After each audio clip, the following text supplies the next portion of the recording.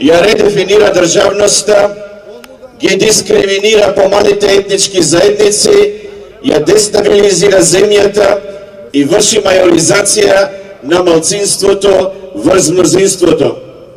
Се злоупотребува за локалните избори што престојат.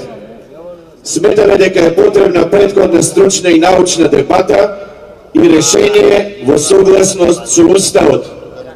Второ, доколку законот за употреба на јазиците сепак биде донесен, ќе побараме председателот на Републиката да не го потпише указот за неговото прогласување.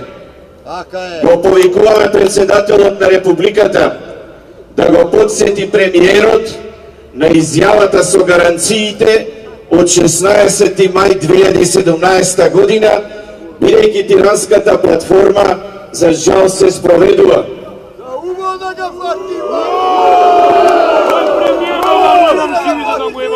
Трето, ако сепак законот биде објавен во службен весник на Република Македонија, ќе поведеме иницијатива до Уставниот суд со барање да го поништи законот како неуставен.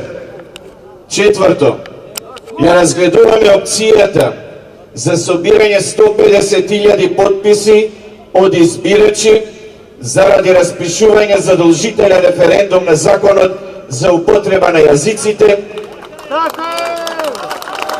Договорот меѓу Македонија и Бугарија од 1 август 2017 и забрана за промена на името на државата со референдум, со промена на Уставот или со ратификација на меѓународен договор во Собранието.